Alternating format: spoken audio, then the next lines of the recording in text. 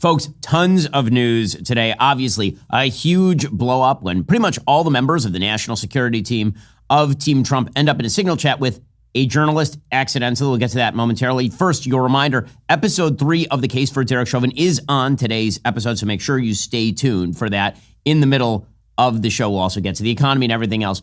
Also, we've recently received several tips related to Derek Chauvin's case. We're actively tracking down all of those leads. Stay tuned. We may have some breaking news on the Chauvin case very soon. If you do have a tip, send it our way. Include my name along with Derek Chauvin in the subject line and ensure it reaches my team immediately. You'll find the submission link in this episode's description. Okay, so big bombshell story yesterday dropped by Jeffrey Goldberg, the execrable editor of The Atlantic. Jeffrey Goldberg is basically a stand-in for Barack Obama's foreign policy team.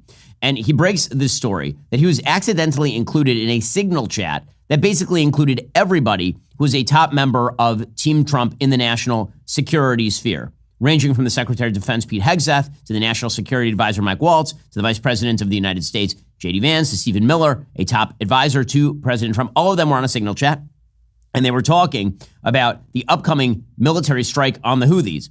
And somebody, it appears to have been Mike Waltz, accidentally included Jeffrey Goldberg in this signal chat. Now, what exactly happened here? The answer is almost certainly that he meant to include the U.S. Trade Representative, Jamie Singh Greer. If you ever use Signal, Signal is an encrypted messaging service that is supposed to be basically uncrackable by outside sources. And one of the things that happens when you use a Signal chat, I'm on Signal, I have a bunch of Signal chats.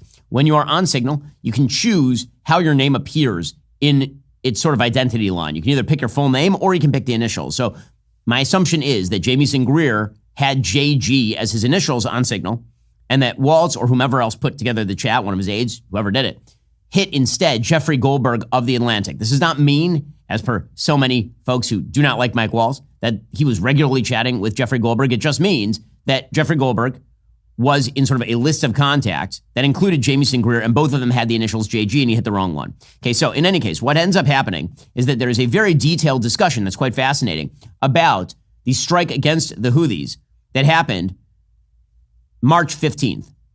Jeffrey Goldberg has a long piece in The Atlantic about this, and here's what he says. He says, the world found out shortly before 2 p.m. Eastern time on March 15th, the United States was bombing Houthi targets across Yemen.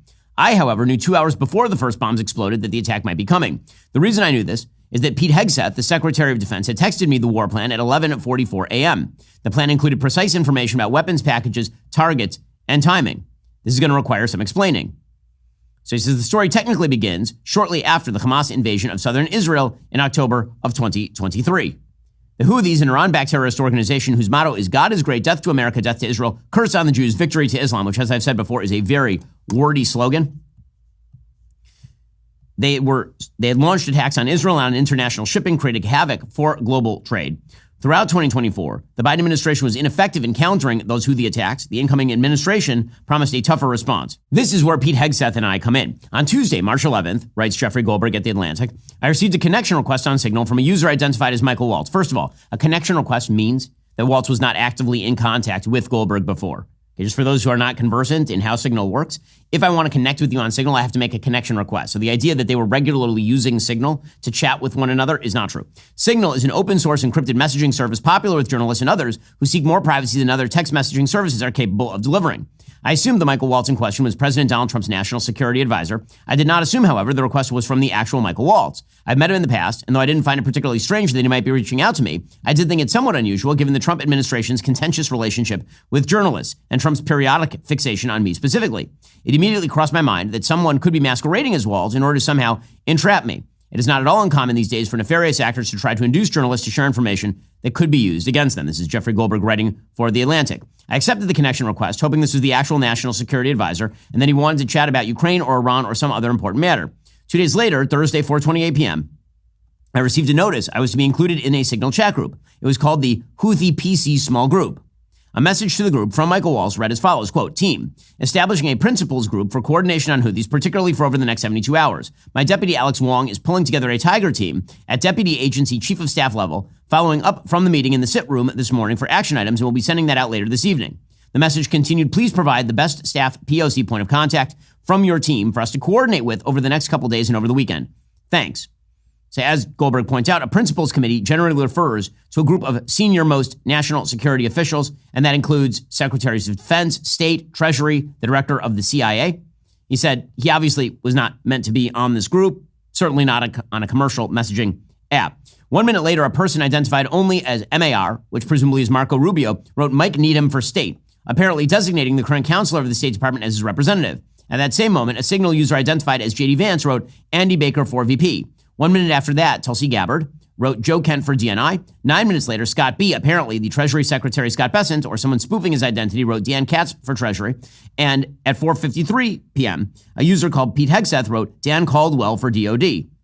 Brian McCormick for NSC, and John Ratcliffe included the name of a CIA official, and Jeffrey Goldberg doesn't name that CIA official because that would be classified. The principals had apparently assembled. In all, 18 individuals were listed as members of the group, including various National Security Council officials, including Steve Witkoff, Susie Wiles, and Stephen Miller, presumably. That was the end of the Thursday text chain. After receiving the Walls text related to the Houthi PC small group, I consulted a number of colleagues, said Goldberg. We discussed the possibility these texts were part of a disinformation campaign initiated by either a foreign intelligence service or, more likely, a media gadfly organization, the sort of group that attempts to place journalists in embarrassing positions and sometimes succeeds. I had very strong doubts the text group was real because I couldn't believe the national security leadership of the United States would communicate on Signal about imminent war plans. I also could not believe the national security advisor to the president would be so reckless as to include the editor-in-chief of The Atlantic in such discussions with senior U.S. officials up to and including the vice president. The next day, says Jeffrey Goldberg, things got even stranger. At 8:05 a.m., Friday, March 14th, Walls texted the group, quote, team, you should have a statement of conclusions with taskings per the president's guidance this morning in your high side inboxes. Now, again, this is important because a high side inbox, high side means classified. So what he is saying is the stuff that we're talking about right here is not considered the sort of classified protected material that would be legally actionable if it were to disappear. High side is typically the sort of inbox that is used for that classified material. This is important for legal reasons. State and DOD, said Waltz, we developed suggested a notification list for regional allies and partners. Joint Staff is sending this AM a more specific sequence of events in the coming days. We will work with DOD to ensure Chief of Staff, Office of the VP, and POTUS are briefed. At this point, a fascinating policy discussion commenced. The account labeled J.D. Vance responded at 8:16. Team, I'm out for the day doing an economic event in Michigan, but I think we are making a mistake. Vance was, in fact, in Michigan that day. The Vance account went on, quote, 3% of U.S. trade runs through the Suez. 40% of European trade does. There is a real risk the public doesn't understand this or why it's necessary. The strongest reason to do this, as POTUS said, is to send a message. Then Vance continued, quote, I'm not sure the president is aware how inconsistent this is with his message on Europe right now. There's a further risk. We see a moderate to severe spike in oil prices. I am willing to support the consensus of the team and keep these concerns to myself, but there is a strong argument for delaying this a month, doing the messaging work on why this matters, seeing where the economy is, etc. Then Joe Kent, who's Trump's nominee to run the National Counterterrorism Center, wrote, there's nothing time-sensitive driving the timeline. We'll have the exact same options in a month. Then John Ratcliffe replied, and contained information that might actually be interpreted as related to actual and current intelligence operations. So credit where it's due. I think Jeffrey Goldberg is just awful in every possible way, but he did refrain from actually including the classified information or information he thought might be classified. He refrained from putting that in the article itself. At 8:27, a message from Pete Hegseth said, quote, VP, I understand your concerns and fully support you raising with the president important considerations, most of which are tough to know how they play out. Economy, Ukraine, peace, Gaza. I think the messaging is going to be tough no matter what. Nobody knows who the Houthis are, which is why we would need to stay focused on one, Biden failed, and two, Iran funded. Hegseth then continued, quote, waiting a few weeks or a month does not fundamentally change the calculus. Two immediate risks on waiting. One, this leaks and we look indecisive. Two, Israel takes an action first or Gaza ceasefire falls apart and we don't get to start this on our own terms. We can manage both. We're prepared to execute, and if I had a final go or no-go vote, I believe we should. This is not about the Houthis. I see it as two things. One, restoring freedom of navigation, a core national interest, and two, reestablish deterrence, which Biden cratered. But we can easily pause, and if we do, I will do all we can to enforce 100% OPSEC, that's Operation Security. I welcome other thoughts. A few minutes later, Michael Waltz posted, quote, whether it's now or several weeks from now, it will have to be the United States that reopens these shipping lanes. Per the president's request, we are working with DOD and state to determine how to compile the costs associated and levy them on the Europeans. J.D. Vance then replied, quote, if you think we should do it, let's go. I just hate bailing out Europe again. The user identified as Hegseth responded 3 minutes later, VP, I fully share your loathing of European freeloading. It's pathetic, but Mike is correct. We are the only ones on the planet on our side of the ledger who can do this. Nobody else even close. Question is timing. I feel like now is as good a time as any given President's directive to reopen shipping lanes. I think we should go, but POTUS still retains 24 hours of decision space. At this point, Stephen Miller joined the conversation, and he said, quote, as I heard it, the president was clear. Green light, but we make soon clear to Egypt and Europe what we expect in return. We also need to figure out how to enforce such a requirement. For example, if Europe does not remunerate, then what? If the U.S. successfully restores freedom of navigation at great cost, there needs to be some further economic gain extracted in return. Pete Hegseth then replied, agree. Okay, so Goldberg waited, and then at 11:44 a.m. on Saturday, March 15th, Hegseth posted in Signal a team update, which contained, apparently, information about targets, weapons the U.S. would be deploying, and attack sequencing. Vance then wrote, I will say a prayer for victory, and 2 other users subsequently added prayer emojis. And Goldberg then waited around to see what happened, and sure enough, at 1:55 Eastern Time, explosions were being heard in Sana'a, which is the capital city of Yemen. And Michael Waltz then replied, saying, amazing job, and John Ratcliffe wrote, a good start. And then Waltz responded with 3 emojis, a fist, an American flag, and fire. And then Secretary of State Rubio presumably wrote, good job, Pete and your team. And Susie Wiles texted kudos to all of them, most particularly those in theater and CENTCOM. Really great. God bless. Well, this is obviously a negative story for the administration, but there's plenty of positive for the administration, including Doge continuing to surgically cut the fat from decades of bloated government spending and corruption. Pure Talk, the cell phone company I use for business every day, is cutting the fat from the wireless industry. That is correct. Pure Talk says, I don't think so, to $100 a month cell phone plans. That's just wasteful and irresponsible. Instead, they're offering America's most dependable 5G network at America's most sensible prices. Listen to this. Unlimited talk, text, and 15 gigs of data plus mobile hotspot for just $35 a month. The best part? Right now, you get a free 1-year membership to Daily Wire Plus. Access the entire library of Daily Wire Plus movies and documentaries. Enjoy uncensored, ad-free daily shows, access to Daily Wire Kids programming, and as always, your free leftist tears tumbler. And with Pure Talk's U.S. customer service team, you can switch hassle-free in as little as 10 minutes. You don't need Doge to cut the fat from your wireless bill. Instead, you just need our friends at Pure Talk. Go to puretalk.com/Shapiro. Switch to Pure Talk at puretalk.com/Shapiro. Get a year of Daily Wire Plus for free with a qualifying plan. That's Pure Talk, wireless by Americans for Americans. Go check them out right now. Again, that's puretalk.com/Shapiro to get a year of Daily Wire Plus for free with qualifying plan. Also, I need to make sure I'm maintaining my health, hitting the gym, spending time with my family, even with my busy work schedule. When I was younger, I used to think I could just power through on willpower and caffeine. And I still try to do that on occasion, but the truth is peak performance requires peak nutrition, and that means eating enough veggies. And I hate veggies because I don't know why God did them. But this is why I'm thankful to have Balance of Nature, which fits right into even the busiest of days. Imagine trying to eat 31 different fruits and veggies every day. That sounds miserable and time-consuming. With Balance of Nature fruits and veggies, there's never been a more convenient dietary supplement to ensure you get a wide variety of fruits and veggies daily. Balance of Nature takes fruits and veggies, they freeze-dry them, they turn them into a powder, and then they put them into a capsule. You take your fruit and veggie capsules every day, and your body knows just what to do with them. It's kosher, so I pop it right into the protein smoothie, and I'm good to go. Go to balanceofnature.com, use promo code Shapiro for 35% off your first order as a preferred customer. Plus, get that free bottle of fiber and spice. That's balanceofnature.com, promo code Shapiro. Again, balanceofnature.com. Use promo code Shapiro for 35% off your first order as a preferred customer and that free bottle of fiber and spice. So, again, the conversation itself is really fascinating. So there is a bunch of issues to talk about here. Obviously, the biggest issue is the leak itself. How did this happen? And the answer is, you have all these officials, they're using Signal. This is obviously a mistake.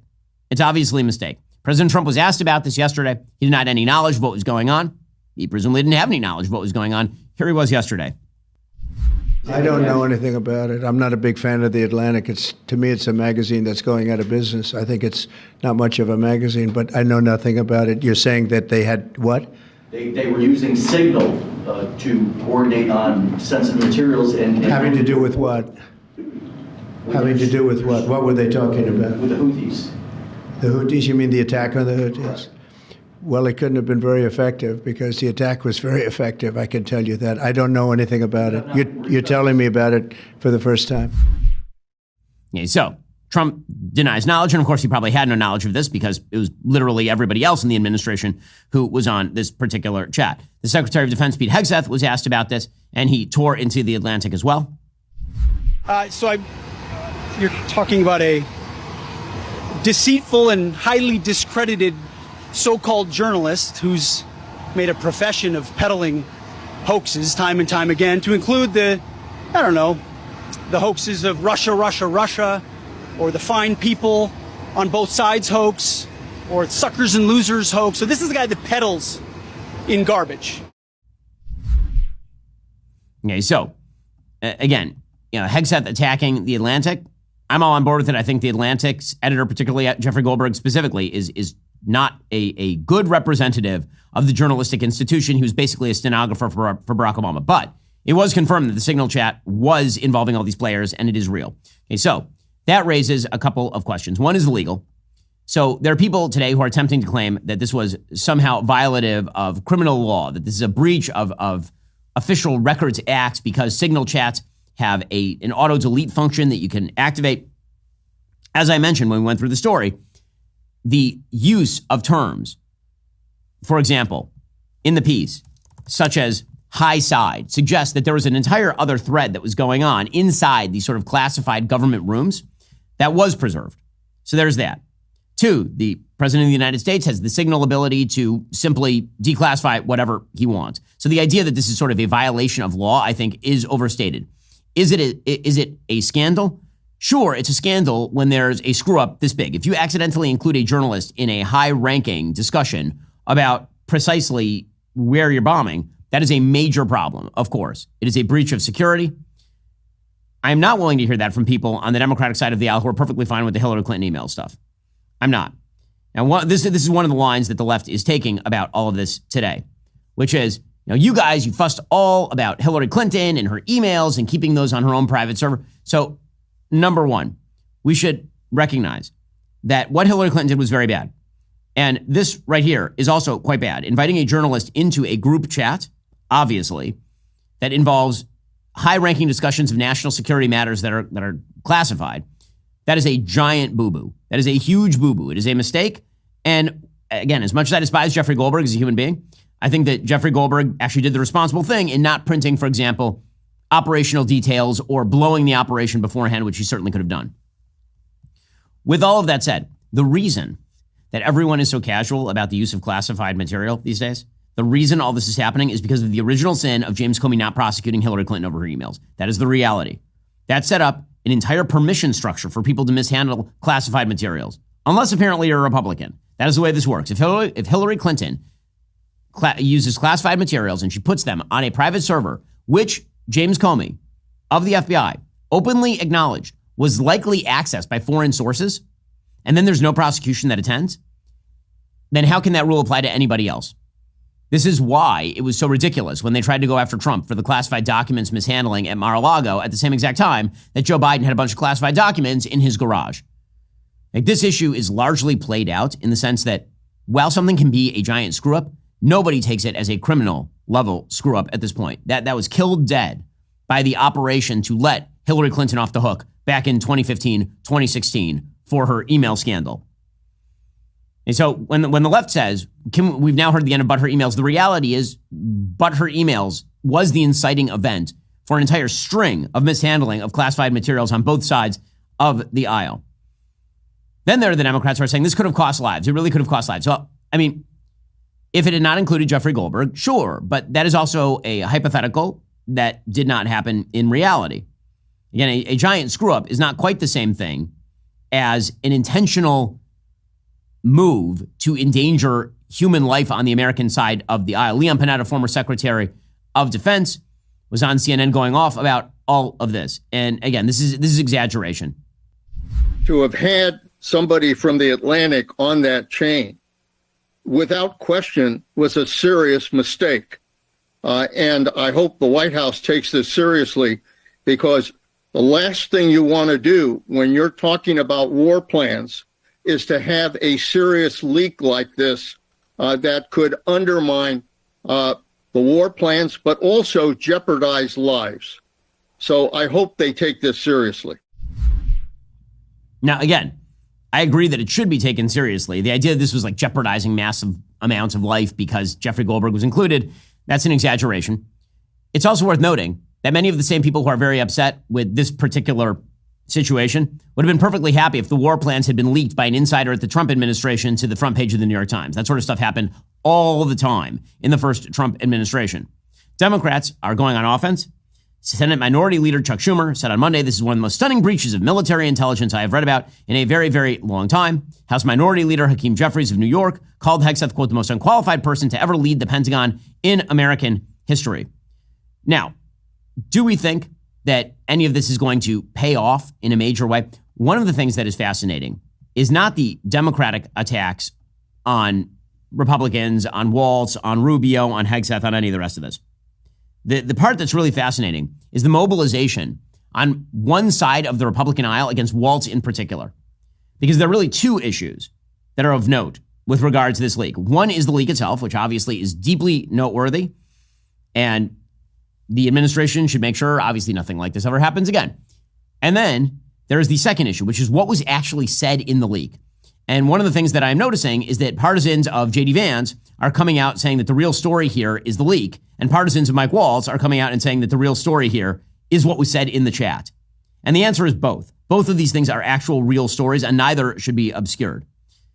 Politico is reporting that Waltz could theoretically be on the chopping block, that President Trump is upset because he doesn't like bad headlines. That, of course, makes sense. The president has a right to be upset.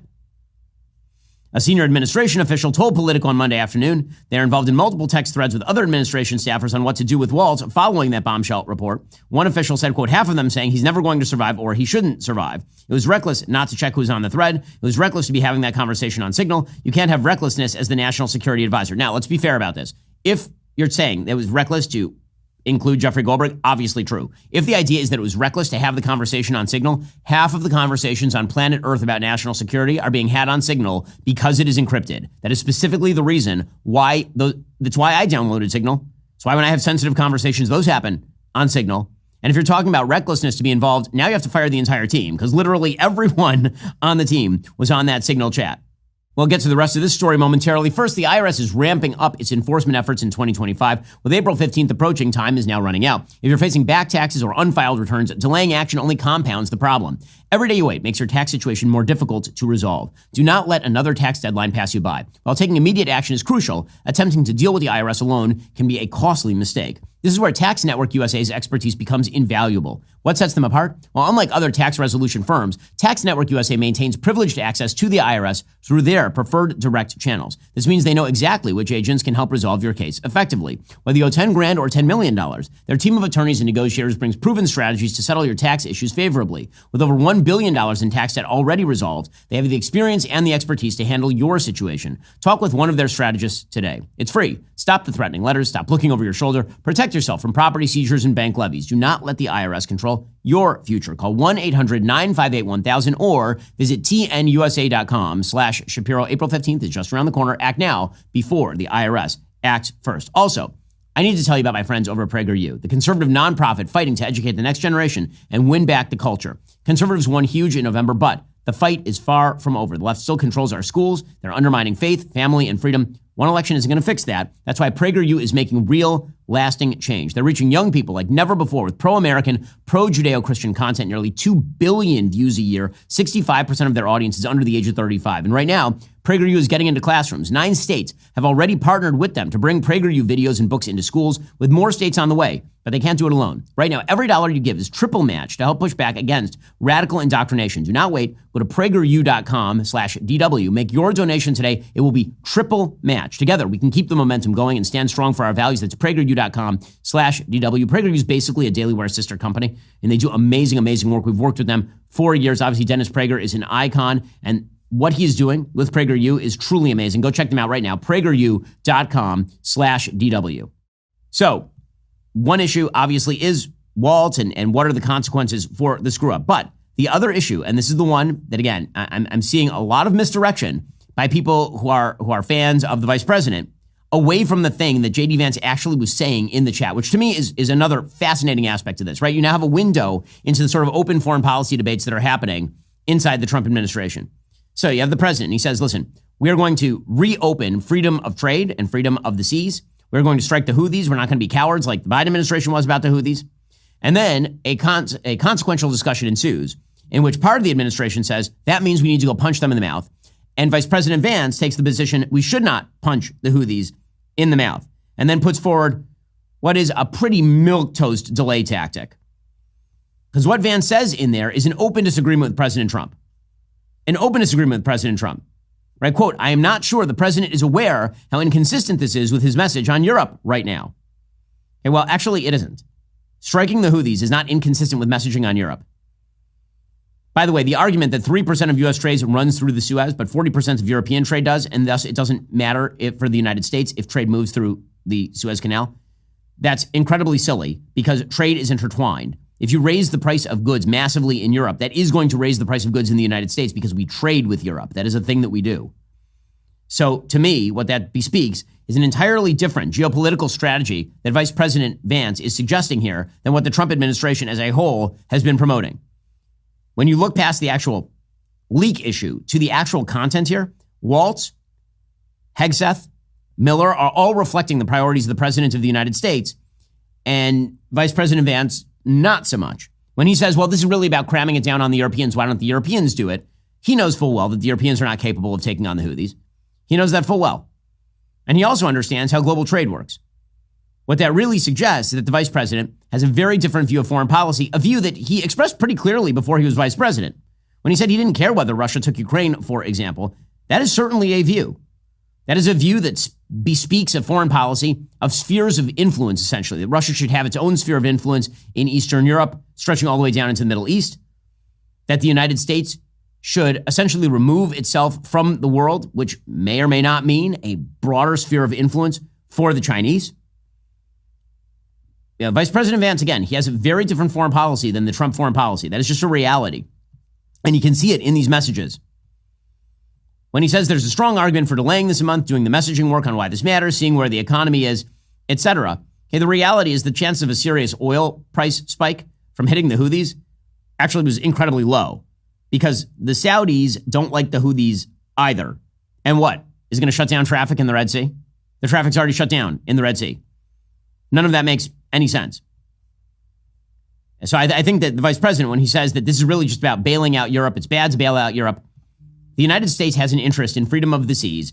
Our shipping does go through the Suez Canal. Global shipping goes through the Suez Canal. We trade with all of the countries that have shipping going through the Suez Canal. Beyond which, the United States does have an interest in backing our Saudi and Israeli allies in striking the Houthis, who have already been responsible, by the way, for the death of Americans. So, when the vice president says the sort of stuff that openly conflicts with what the president of the United States is saying, that is another story. So there are two sort of dueling narratives, and it'll be interesting to see how it shakes down inside the administration. As the Wall Street Journal points out, National Security Advisor Mike Waltz was a voice for U.S. leadership and for carrying out the president's policy. Vice President J.D. Vance was a voice for U.S. retreat, even when Mr. Trump directed otherwise. And again, it'll be interesting. There are a lot of competing voices inside the Trump administration. It'll be fascinating to see which voices end up taking the fore and what President Trump actually does. What should be the consequences for this sort of breach of security? I think that this all blows over within 48 hours, frankly. I think that it's a serious mistake. I think it's a problem. I think, unfortunately, leaks happen all the time. A kind of self-goal, an own goal like this, where you create the leak, is obviously a massive problem. I'm sure Mike Waltz will be called on the carpet by the President of the United States, as will other members of the administration, who apparently never checked to see who else was in chat before they started having these high-level discussions. To me, the much more consequential matter is not this. The much more consequential matter is, what does the foreign policy of the Trump administration look like and who gets to shape it?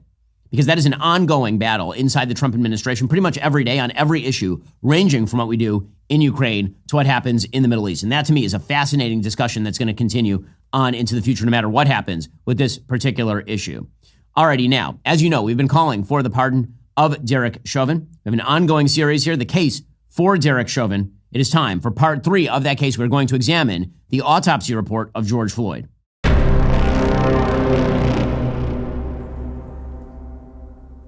Unfortunately, we've had to edit out some important information because big tech won't let us say that sort of thing. To listen to the full uncut show, go to dailywire.com/subscribe. Just last week, in an interview with David Weigel of Semaphore, Minnesota Governor Tim Walz, while campaigning across state lines in Wisconsin for a Supreme Court candidate, decided to call those of us advocating for justice in the Derek Chauvin case racist. Governor Walz's response is exactly what we've come to expect from the left. When confronted with evidence, they simply yell racism and hope nobody notices the complete absence of substantive rebuttal. The facts are clear and well documented. Let's address Walz's legal confusion. This is the same governor who apparently doesn't realize Minnesota inmates like Chauvin typically serve just 2/3 of their sentences under his state's own laws, much like he was caught unaware that the state pension fund he oversees holds Tesla stock while he publicly celebrated the company's stock decline. The irony of Tim Walz claiming that Chauvin's pardon would undermine faith in the system, while simultaneously defending a prosecution marred by coerced medical testimony, politically motivated prosecutorial takeovers, his city and the entire country burning during deliberation, and careers threatened for those who dared question the predetermined narrative, is apparently lost on him. If we're serious about justice, we should care more about whether the conviction was based on actual evidence than mob rule. But that would require intellectual honesty, rather than just cheap political point scoring or willful ignorance. Governor Walz should leave the serious discussions about justice to the adults in the room. He should probably return to his true calling as an inflatable, waving tube man outside a Chevron gas station. If you would like to discuss this issue further, he's always welcome on the show. Now, on to the evidence. In the aftermath of George Floyd's death, there were 2 separate autopsies conducted. The official one, performed by Hennepin County Medical Examiner's Office, conducted by Dr. Andrew Baker, and a second, hired autopsy commissioned by the Floyd family, performed by Dr. Michael Bodden and Dr. Alicia Wilson. These 2 autopsies reached notably different conclusions, and the distinctions between them are absolutely critical for understanding the miscarriage of justice in Chauvin's case. Let's begin with the official autopsy performed by Hennepin County Chief Medical Examiner Dr. Andrew Baker on May 26, 2020, the day after Floyd's death. Baker had been the county's chief medical examiner since 2004. He's a board-certified forensic pathologist. His findings were released in a 20-page report on June 1, 2020. The official autopsy listed the cause of death as cardiopulmonary arrest, complicating law enforcement's subdual, restraint, and neck compression.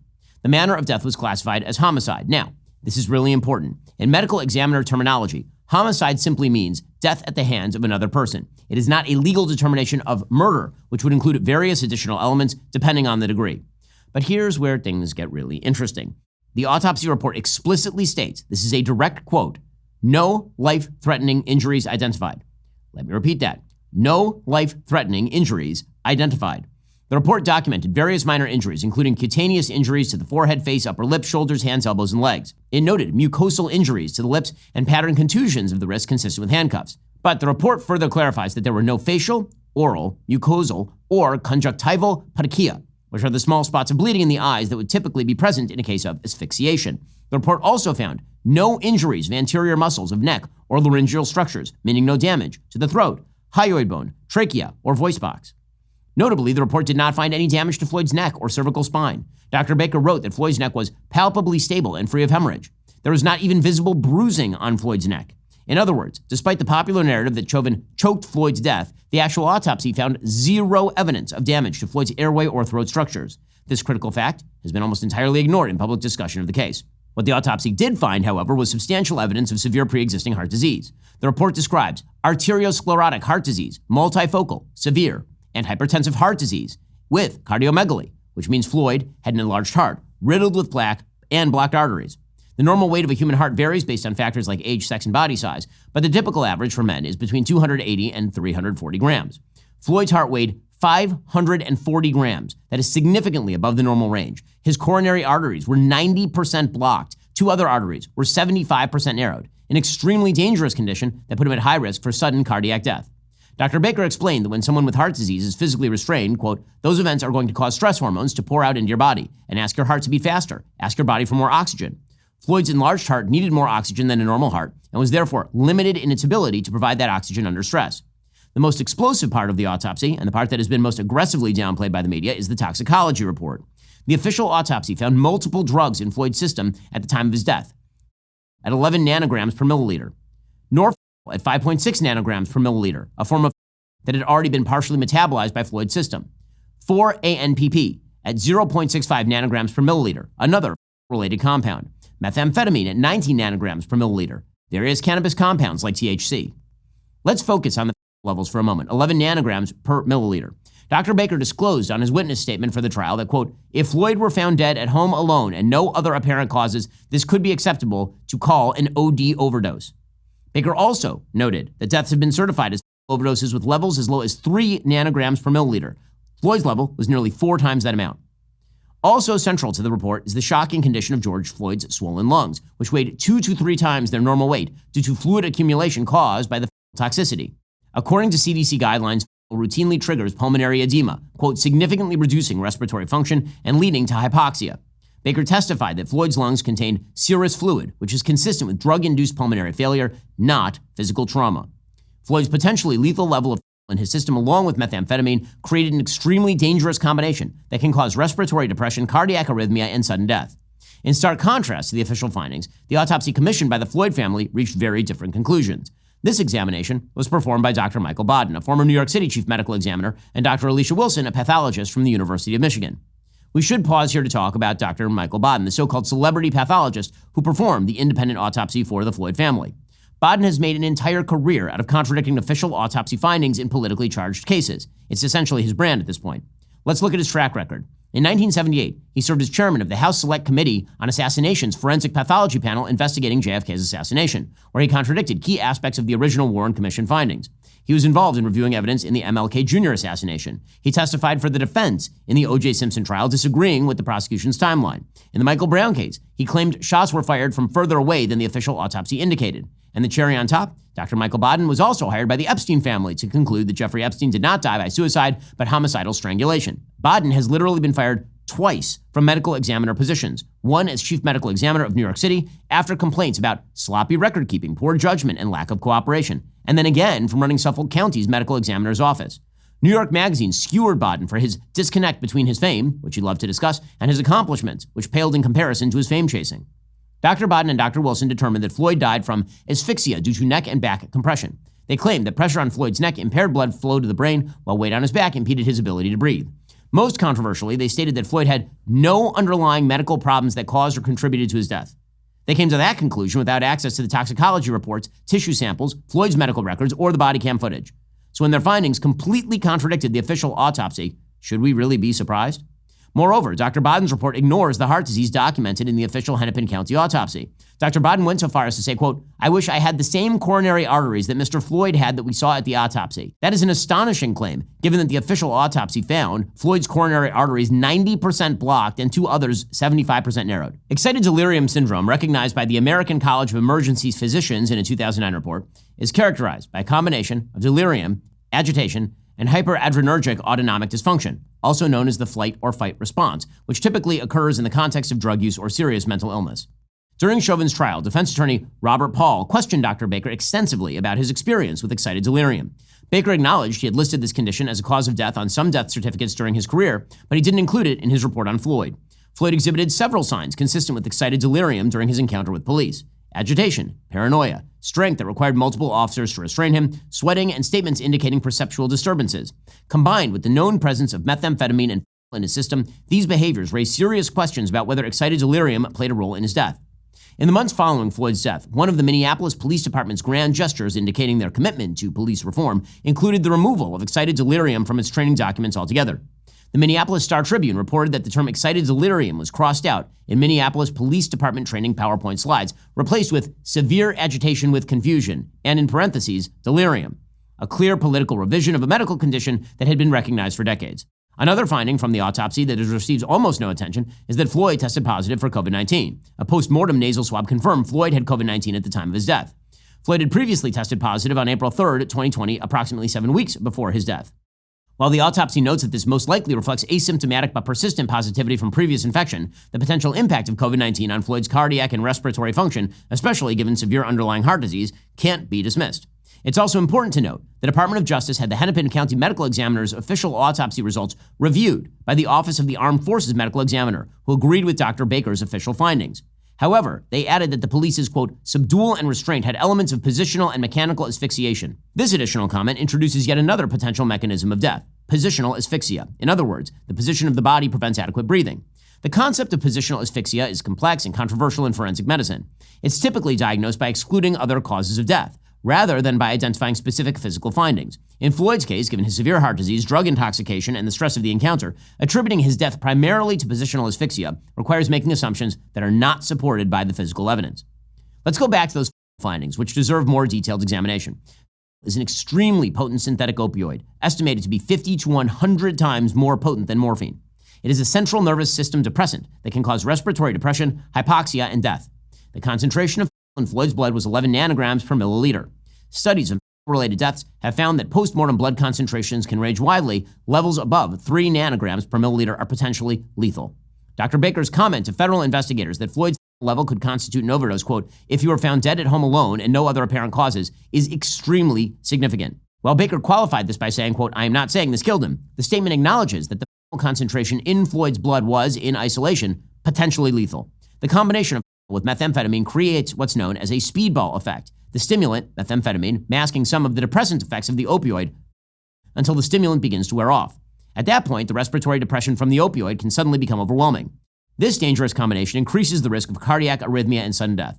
Given all these medical factors, let's consider the legal standard that should have been applied in Chauvin's trial: proof beyond a reasonable doubt. For a conviction on second-degree murder, the prosecution needed to prove beyond a reasonable doubt that Chauvin's actions were a malicious causal factor in Floyd's death.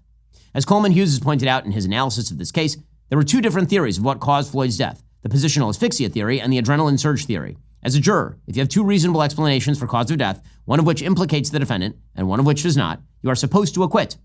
It is impossible to discuss this case without acknowledging the enormous political pressure surrounding it.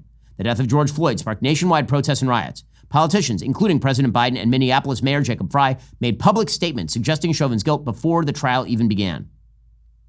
Dr. Baker testified that he and his staff received hundreds of harassing and threatening phone calls after Floyd's death.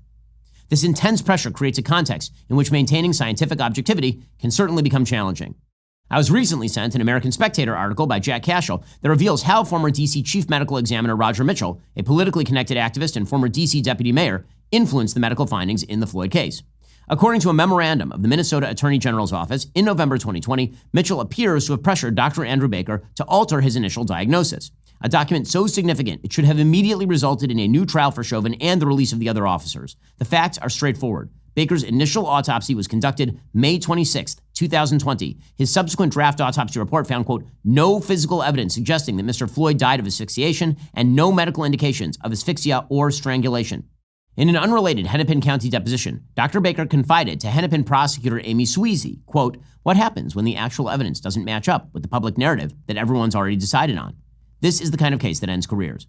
Then Roger Mitchell enters the picture. According to the memorandum, Mitchell called Baker twice, ultimately threatening to publish a Washington Post op-ed critical of Baker's findings, telling him, quote, you don't want to be the medical examiner who tells everyone they didn't see what they saw. Mitchell concluded with a chilling ultimatum, quote, you don't want to be the smartest person in the room and be wrong. By the time Floyd's official autopsy report was released less than a week later on June 1st, 2020, Dr. Baker had now added neck compression to his diagnosis, effectively transforming 4 police officers into murderers with the stroke of a pen. Worse yet, the Hennepin County prosecutors met with Dr. Baker to review his draft autopsy report without detectives or special agents present, violating protocol, and after being assigned to Chauvin's case by Governor Tim Walz one day prior, Minnesota AG Keith Ellison utilized the revised autopsy report to bring an additional second-degree murder charge against Chauvin. All of these revelations, despite qualifying as Brady material, were buried at trial and were never properly disclosed to Chauvin's defense. This is yet another reason why a presidential pardon and a new trial for Derek Chauvin is warranted on the state level. Chauvin was convicted in an atmosphere of intense political pressure with limited ability to present the full medical context of Floyd's death. The complex medical reality documented in the autopsy report was simplified and distorted to fit a predetermined narrative. Justice requires we consider all the evidence, not just the parts that support a particular political agenda. The detailed autopsy findings provide significant reasons to determine that Derek Chauvin did not receive a fair trial, and his conviction for murder was not supported by the medical evidence beyond a reasonable doubt. In our next episode, we'll examine the political and social context surrounding Chauvin's trial, including the $27 million settlement with Floyd's family announced during jury selection, the statements by public officials prejudging the case, and the threats of further unrest that created an atmosphere in which a fair trial was impossible. Before we wrap up today's episode, let me remind you to visit PardonDerek.com and sign our petition asking President Trump to pardon Derek Chauvin for his federal convictions. We'll also put up a website to donate to Derek Chauvin's legal defense fund in the description. This is about ensuring that justice is applied fairly and consistently without being swayed by political pressure or mob mentality. Okay, meanwhile, the economic news continues to be sort of mixed. There's apparently an elevated chance of recession, some of that is being driven by tariff fears. President Trump continues to push forward with his tariff agenda, but there are some signs that maybe he's going to walk some of that back. According to the Wall Street Journal, President Trump said he might soften reciprocal tariffs he plans to impose on U.S. trading partners next month, and that some nations might be completely exempt. He said, quote, I may give a lot of countries breaks. He said reciprocal tariffs could stop short of his pledge to equalize U.S. duties with rates other nations charge. He said, I'm embarrassed to charge them what they have charged us. Markets then rallied on expectations that Trump is going to dial all of this back. That came hours after President Trump said the United States would impose a 25% tariff on any country that buys oil or gas from Venezuela. Now, again, that is driven by his concerns over illegal immigration and by the fact that Venezuela is run by a communist dictator. On Monday, the Treasury Department extended Chevron's license to operate in Venezuela through late May, however. President Trump is describing his move as a secondary tariff on Venezuela over the flow of migrants to the United States, including Tren de Aragua. As I've said before, I have faith that President Trump has a good handle on the headlines, and he doesn't want a recession. And so that means that he might try a policy, and if the policy does not work the way he wants it to, he may back off of the policy.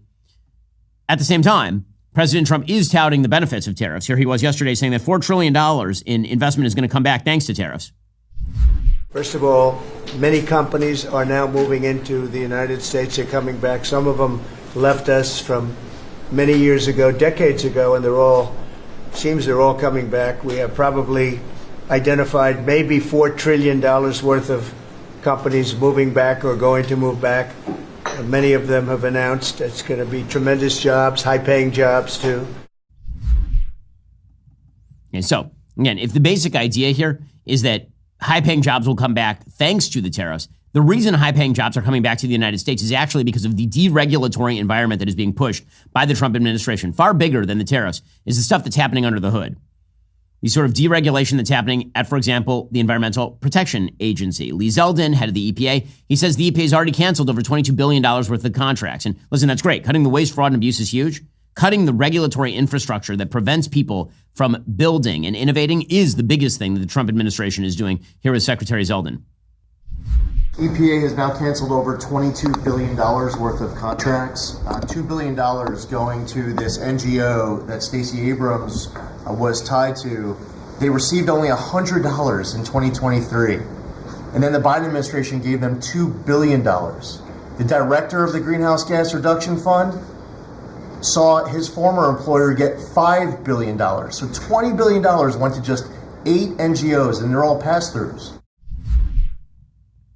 Okay, so again, the cuts are great. It's the regulatory cuts that are going to make a really, really big difference here.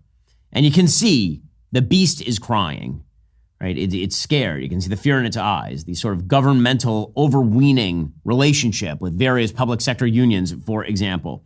Yesterday, the head of the National Education Association, President Becky Pringle, she was complaining that the Department of Education is going to be wildly downgraded, possibly dismantled by Congress. Again, the bureaucracy, the bureaucratic state, the administrative state that has a corrupt relationship with all of these public sector unions and public sector employees, that is the great beast that does need to be brought down to size. Here's the NEA president lamenting all of this. And then, of course, we have seen them saying that they're going to actually dismantle it. Now, we know that is something that only Congress can do. So we know that this administration is overstepping its authority. And that is what our suit is about, that authority rests in Congress. So, yeah, again, this sort of last gasp attempt to save themselves, I do not think that it is going to work. And because of that regulatory infrastructure that is being undercut, because of the subsidization schemes the Biden administration signed into law that are now going to be undercut, all that makes for a much more sanguine business environment. If you're wondering why the stock market continues to sort of hang around despite the tariffs, the answer is most business people have more faith that Trump is not going to do the dumb thing than they did under Joe Biden. And certainly they would have under Kamala Harris. Yesterday, President Trump got to tout an investment by Hyundai, which is reshoring a factory in the United States. Today, we're delighted to report that Hyundai is announcing a major $5.8 billion investment in American manufacturing.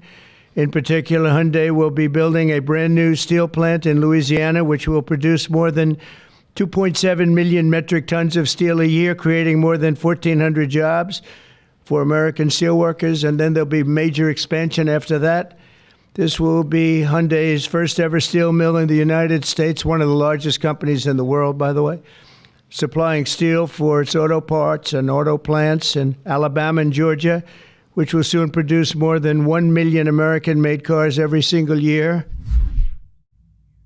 Meanwhile, the president of the United States continues to charge forward on illegal immigration as well. The unified message from the administration is having an effect because we have the lowest levels of illegal immigration that we have had in recorded American history. Tom Homan, who again, straight from Central casting borders are, he says, we're just going to keep doing these deportations.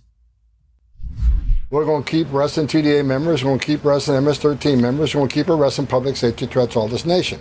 Now, when it comes to Alien Enemies Act, if we're going to remove them through that act, we won't have to wait for litigation. We'll simply detain them. But we're going to take them off the streets. And anybody can remove through Title 8, we'll remove through Title 8, which is the order of an immigration judge. But we'll obey the court's order. But I think DOJ, I think eventually will win that order. Then it's game on. But until then, we're going to keep doing what we're doing and taking these public safety threats, especially TDA and MS-13 members, off the street. Okay, so again, they're going to continue charging forward on all this. Kristi Noem, the head of the Department of Homeland Security, she is openly saying, do not come here illegally. If you're trying to get in, do not do it. So we are in several other countries around the world with a message right now that's saying, if you are thinking about coming to America illegally and coming here, don't do it. You are not welcome.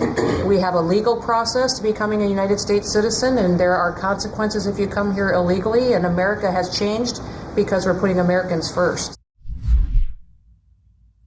Yeah, all of this is, in fact, having a massive impact. The successes of the Trump administration continue to stack up. Alrighty, guys, coming up, Democrats continue to root for the failure of Tesla. We'll see how that works out for them. First, your reminder, we have tons of great stuff that's still on today's show. We're going to talk about that. We're going to talk about Bernie Sanders and AOC. We're going to take a couple questions in the mailbag. To get all of that sort of stuff, you have to join Daily Wire Plus. If you're not a member, become a member. Use code Shapiro. Check out for 2 months free on all annual plans. Click that link in the description and join us.